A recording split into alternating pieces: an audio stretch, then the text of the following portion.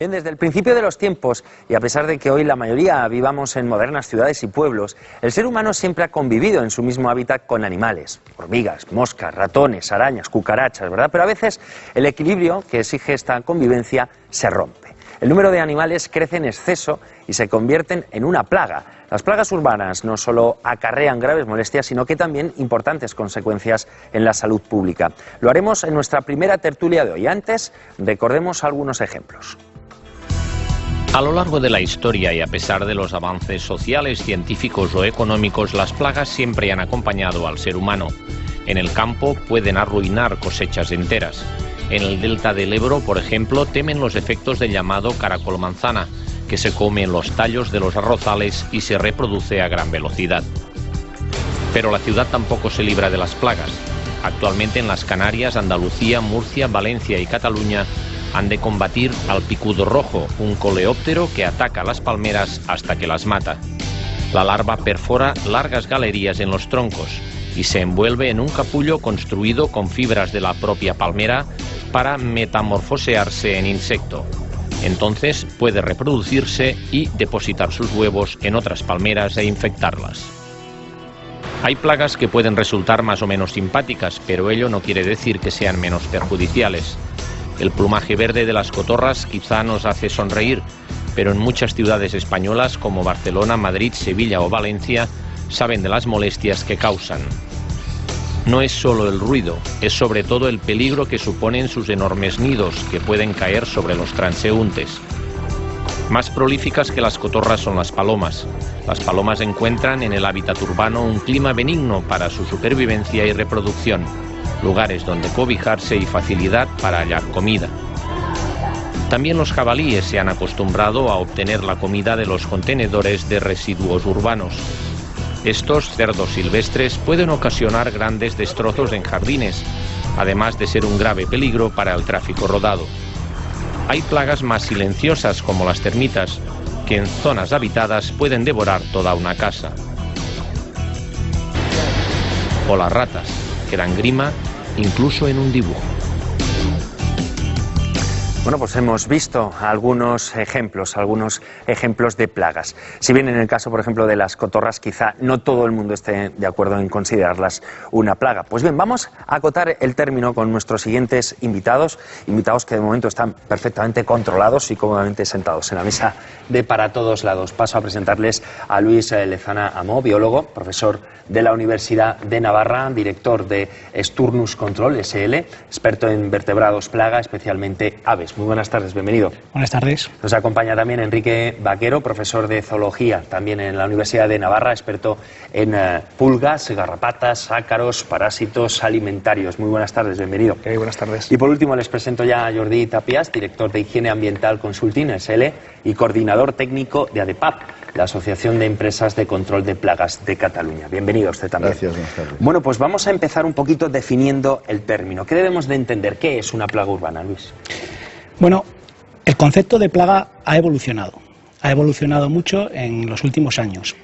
Si hace unas décadas plaga era considerada aquella especie que causaba daños, considerándose a la especie en sí como una plaga, es decir, un estornino era una plaga, una paloma era una plaga, actualmente ese concepto ha cambiado, se ha transformado y la plaga es la situación que ocasiona una determinada especie o población en unas circunstancias concretas, en un ambiente dado y con unos requerimientos alimentarios, reproductores, etcétera, que encuentra favorables. Es decir, es la situación que genera y no la especie en sí.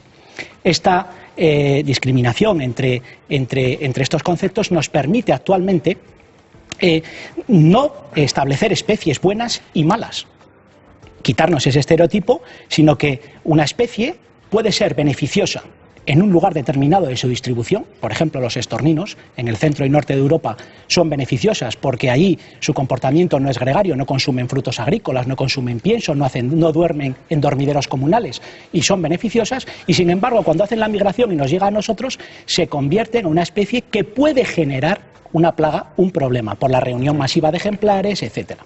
Profesor Vaquero. Dando un matiz un poco a lo que plantea Luis, hay algunas palabras clave. Por ejemplo, puede haber un daño, cuando se habla de daño de un grupo de animales, en grandes cantidades o a veces no en tan gran cantidad, puede ser un daño económico, pero en el caso de las ciudades lo normal es que sea un daño más de molestia, a veces es un daño porque pueda crear problemas de salud, higiénicos y demás, que es un matiz que diferenciaría las plagas propiamente urbanas de las que pueden ser catalogadas como más agrícolas, ganaderas y demás. Un poco por matizar un poquito lo que decía Luis. Pero parece que el término plaga ya es algo negativo, ¿no?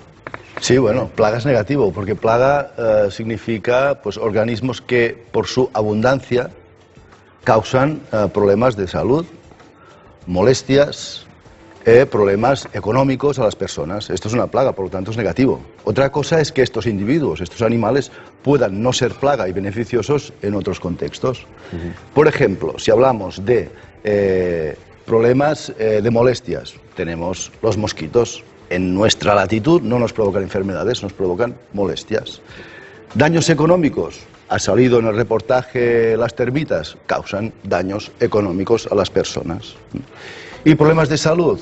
Las toxinfecciones alimentarias son muchas veces provocadas por la presencia, digamos, en un momento determinado de, por ejemplo, insectos, moscas, cucarachas que transmiten bacterias o diferente tipo de hongos a los alimentos que luego se van a procesar y habrá un crecimiento de estas bacterias, por lo tanto una posible toxinfección. Estos serían los ejemplos de molestias, de problemas de salud y problemas pues económicos.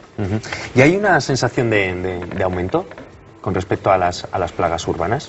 La sensación es real, efectivamente, en la población se van detectando diferentes situaciones que en algunos casos no estaban presentes, aparecen nuevas plagas, con lo cual eso lógicamente produce una sensación de aumento, pero en otras ocasiones los animales siempre han estado con nosotros y quizá en la misma cantidad y la sensibilidad es la que ha aumentado, con lo cual hay unas veces que efectivamente esa sensación se refleja tiene la causa en un aumento de las poblaciones, de la cantidad de animales, de una determinada especie, pero otras veces es una mayor sensibilidad de las personas.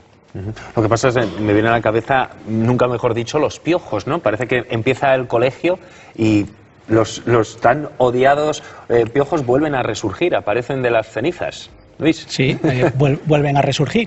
Y como los piojos, otras muchas especies que generan verdaderos quebraderos de cabeza a la administración a la hora de controlarlos. Bueno, lo que ocurre es que la sociedad de bienestar genera muchas veces un avance desmedido de la propia urbe, de la propia civilización, y podríamos achacar a veces a errores también de gestión por parte del ser humano en estas especies que ocasionan y que condicionan la plaga.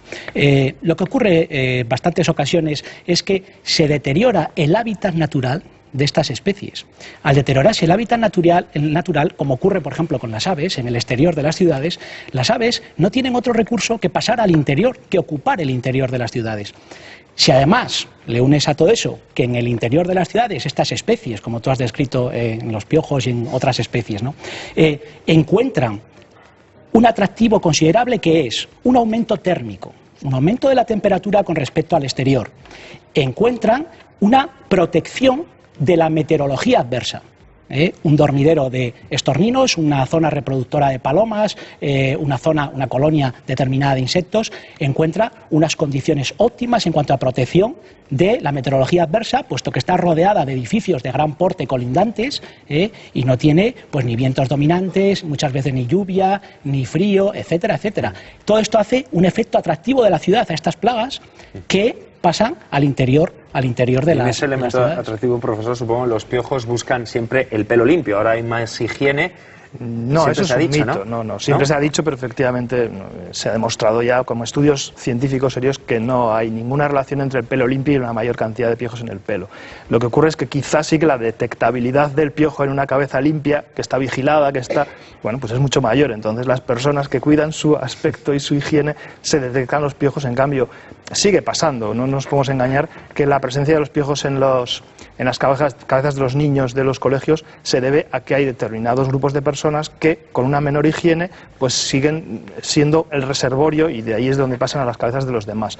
Una persona con el pelo cuidado se detecta los piojos, una persona con la cabeza poco cuidada tiene piojos, pero no le da importancia, entre comillas, aunque parezca fuerte decirlo, es así. Sí. No, aquí también sería interesante hablar de lo que ha pasado con los insecticidas que se utilizan. Es decir, en los años 50, 60 teníamos unos plaguicidas con un efecto residual importantísimo, muy efectivos para tratamiento de piojos y otros tipos de insectos, que funcionaron muy bien en su día, que por ejemplo pues evitaron, había zonas palúdicas en España que terminaron y se eliminaron gracias a la aplicación de estos insecticidas tan, digamos, potentes, pero son insecticidas que se utilizaban también en personas y que afortunadamente hoy no los podemos utilizar. Son plaguicidas como el DDT, que nos parecía que era un producto ideal porque era poco tóxico, parecía, para las personas, pero en cambio muy tóxico para los insectos, pero luego vimos que era un producto que se acumulaba y afortunadamente lo hemos eliminado, digamos, de los formulados que utilizamos. Pero, claro, estamos utilizando formulados menos residuales, afortunadamente, pero eso provoca también que hay algunas especies que han vuelto los piojos, han vuelto los chinches, han vuelto algunas especies que teníamos controlados con productos que afortunadamente hoy no tenemos. Y con respecto al comportamiento humano, es decir, ¿es achacable a la aparición de las plagas? ¿Viajamos más? Sí. En una enorme proporción, la aparición de nuevas plagas, sobre todo, se debe a un aumento de la movilidad de las personas entre diferentes continentes. Puedes tener situaciones de plaga, me decía muy bien Luis antes, que la plaga es una situación, no el animal en sí. Una situación de plaga en un continente y un aumento de la movilidad de las personas desde ese continente donde hay un problema endémico acaba trasladando el problema y la plaga a otro lugar. Con lo cual, en este caso, efectivamente, se confirma que es una de las causas. Hay otras muchas, ¿no? Hay un aumento del comercio, es una movilidad, un cambio del consumo, se cambia el producto que se consume en un determinado momento. Por poner un ejemplo, no teníamos palmeras en muchas zonas de la península y los jardines han podido ser un foco de llegada de lo que son los animales, porque pues, el movimiento de las plantas que se traen para colocar en un jardín que vengan infectadas te ha provocado la presencia, por ejemplo, del picudo rojo, que es uno de los casos que ha aparecido en el vídeo. Otra de las cosas que me gustaría añadir importante también es las fuentes de alimentación suplementaria que encuentran estas especies en la ciudad y fuera de ella. Pero, por ejemplo, el tema de los vertederos. Los vertederos es una ingente cantidad de materia orgánica que encuentran a su disposición estas especies y encuentran ese alimento que no obtienen de manera natural, ese suplemento alimentario en forma de materia orgánica en estos vertederos que están en las ciudades y a veces en el exterior. Pero además no solo es el problema de que encuentren el alimento, también es el problema en la transmisión de enfermedades, porque efectivamente un vertedero es un caldo de cultivo extraordinario para determinados microorganismos y estas especies se convierten en vectores de transmisión de estas posibles enfermedades, ¿no? También. Entonces, vertederos donde encontramos especies como gaviotas. Sí, las aves, fundamentalmente especies oportunistas, es decir, especies generalistas que aprovechan cualquier recurso alimentario o de cobijo que nosotros le podamos colocar, ¿no? Especies oportunistas como las gaviotas, pero otras muchas aves, Juanjo, por ejemplo, las grajillas, las garcillas, las garzas, las cigüeñas, estorninos también aprovechan mucho estos residuos de los vertederos y debo recordar que del vertedero estas aves, cuando se posan en ellos, vienen después posteriormente al interior de las ciudades con el riesgo que eso conlleva, ¿no? Eso es un problema de error de gestión, como te decía antes, también el crecimiento desmedido y la destrucción de sus hábitats, ¿no? Que también hace que entre más. Sí, algunas veces es un error de gestión, pero otras veces simplemente es una situación. El hecho de que en las ciudades tengamos mayor temperatura, porque ponemos calefacción en las casas, en los almacenes, bueno, hace que la presencia de animales, eso no es un error de gestión, es una necesidad del ser humano a la hora de ponerse en una ciudad. Bueno, pues es lo que hace que sea posible que un animal, por ejemplo, como la cucaracha oriental, que no es propia de esta zona porque vive en zonas mucho más calientes, bueno, pues viva en nuestras ciudades al abrigo de la temperatura que le ponemos, pues al lado de nuestras cocinas, en los sitios donde ponemos más temperatura. Respecto a los viajes internacionales, me gustaría decir que no solo es el efecto de los viajes internacionales que entendamos a través de las personas que viajan y el turismo. Yo realmente pensaba en ciertos momentos en donde hemos sufrido pues la invasión, ¿no?, de determinadas enfermedades a través, por ejemplo, por poner las encefalopatías espongiforme bovina o la fiebre aftosa u otros tipos de enfermedades que se pueden transmitir a través de ciertos animales. Cuando muy bien que se haga la desinfección de los pasajeros que vienen de los países con el origen del problema, me parece fantástico, pero yo pensaba que se nos olvidaba que el gran contingente de materia orgánica que viene volando por el aire son las aves migradoras que nos visitan. Paralelamente a todos estos pasajeros, mucha más carga y materia orgánica viene por el aire y viene precisamente de los pesebres de ganado de esos países de origen. Entonces, establecer un control de estas posibles plagas previamente a que acontezca el problema me parece realmente fundamental. Como estrategia de lucha, la prevención. Sí, yo diría que, bueno, que debemos tener en cuenta que en España cada día se realizan entre 20 y 25.000 actuaciones de control de plagas por expertos, realizadas por expertos. Es decir, no podemos entender una sociedad tal como la tenemos montada sin una lucha contra las plagas, porque somos nosotros quienes hemos, digamos, variado el equilibrio ecológico y tenemos plagas urbanas porque tenemos ciudades. Si no tuviéramos ciudades, no tendríamos plagas urbanas. Si no tuviéramos alimentos almacenados, no tendríamos plagas de los alimentos almacenados. Es decir, nosotros, en el momento que empezamos la era de la agricultura, empezamos a acumular alimentos, empiezan las plagas de productos almacenados. Cuando hacemos ciudades hace 2000 años, empiezan las plagas urbanas, es decir, somos efectivamente los causantes. Claro, nuestro comportamiento humano también es responsable de estas plagas. Yo no sé si el hecho de dar de comer a esas palomas que vemos en la plaza, o dar de comer, que también lo hace mucha gente, a gatos abandonados, favorece o no. Bueno, yo diría que el factor limitante más importante para las plagas es la disponibilidad de alimento. Por lo tanto, si alimentamos, generamos plaga. Concretamente, respondiendo a tu pregunta, el caso de los gatos es claro. En el momento en que hay una abundancia de animales abandonados, gatos me refiero, que son alimentados y por eso pues pueden reproducirse y aumentar el número, es absolutamente directo el efecto de aparición de pulgas en zonas cercanas donde efectivamente aparecen problemas, pulgas que además pueden ser transmisoras de enfermedades, de virosis, de problemas bastante graves, con lo cual es una práctica realmente que hay que tener muy en cuenta, que no es recomendable la de dar alimento a animales abandonados en las ciudades. O sea, hay una relación directa, clara. Yo añadiría una cosa más. No solo no es bueno, por el hecho que ha comentado Enrique de la posible transmisión de enfermedades, la posible colonización de nuevas especies y demás que puedan provocar problemas, sino que creo que es malo incluso para la propia especie, porque efectivamente cuando se produce la condición de plaga, la transmisión de zoonosis entre la propia especie y los desequilibrios ecológicos que tienen lugar inmediatamente en cuanto crece esa población de manera desmesurada son alarmantes. Por ejemplo, para entendernos rápidamente, con los gatos abandonados que hablabas, Juanjo, anteriormente.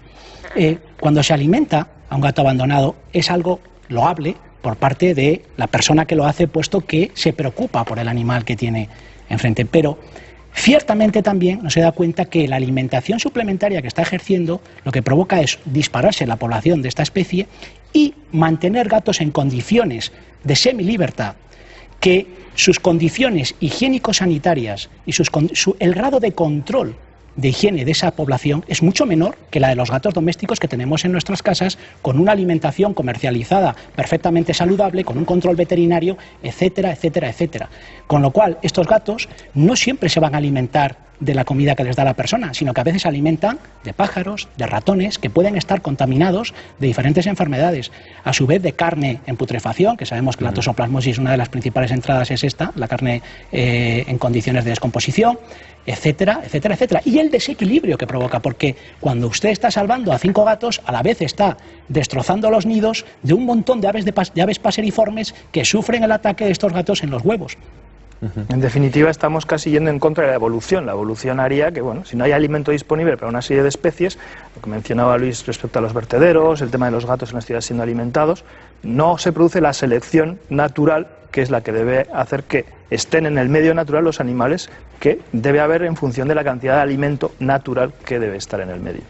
Es curioso porque si nos centramos en el sector de la construcción, urbanistas, aparejadores, arquitectos, hablan mucho de la eficiencia energética, pero quizás no tanto del control de las plagas. ¿Cómo deberían de ser esas viviendas? Bueno, yo diría que actualmente este grupo de profesionales y técnicos tienen bastante en cuenta el tema de las plagas para acometer medidas de control. El problema es que, como todo, se lleva a cabo una vez ha sucedido el problema. Entonces, como tú preguntas cómo deberían ser las casas, la prevención sería muy interesantísimo ejecutarla, pero no siempre se desarrolla la prevención. ¿Por qué? Es muy difícil establecer una prevención cuando no existe un inventario estratégicamente diseñado para este tipo de especies, que nos digan qué relaciones ecológicas tienen estas especies con otras en la ciudad y poder acometer medidas de prevención.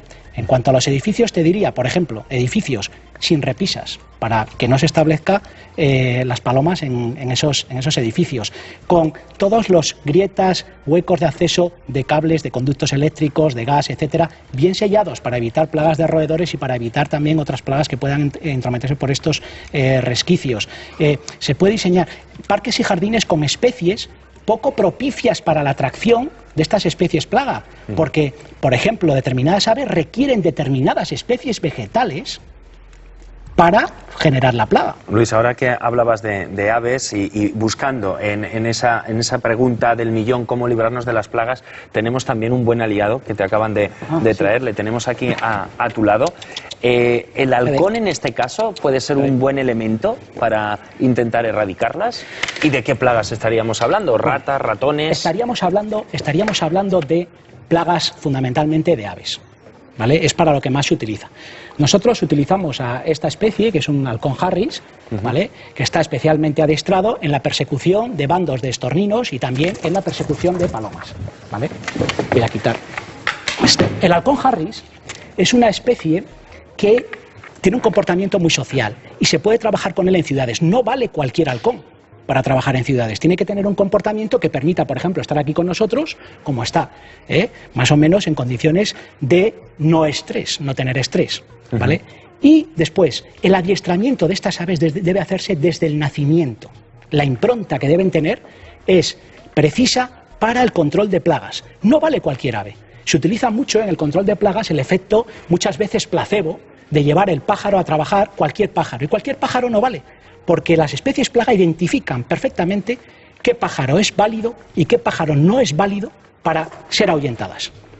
Y eso es muy importante. Se utiliza para, ya te digo, fundamentalmente para aves, palomas, estorninos, etcétera. Claro, y si nos centramos en otro tipo de plagas, no sé, mosquitos, ácaros, ¿cómo podríamos? Porque claro, el pobre halcón no lo podemos tener en el salón de casa para intentar erradicar ese otro tipo de plagas, ¿no? Bueno, mosquito. El mosquito necesita agua para su desarrollo larvario. Por lo tanto, el control está siempre relacionado con el agua.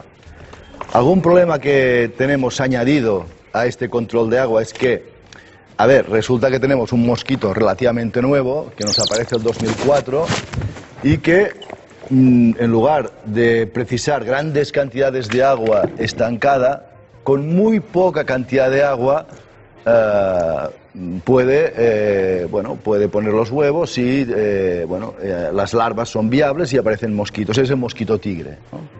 Pues controlando el evitar la presencia de pequeñas cantidades de agua, pues en jardines, en fin, es lo que va a evitar la proliferación del mosquito tigre. Es decir, ¿Y los productos que se utilizan, ya brevemente despedimos, son muy nocivos?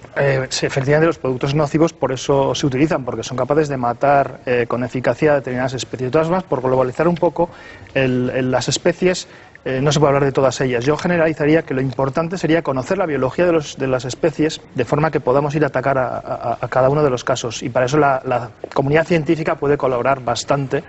Y bueno, sería reivindicar un poquito el papel de los científicos en este área. Pues reivindicando ese papel concluimos la tertulia. Muchísimas gracias a los tres, en este caso al cuarto invitado. Gracias. Gracias a vosotros. A ti, Juanjo. Gracias. Continuamos, seguro que...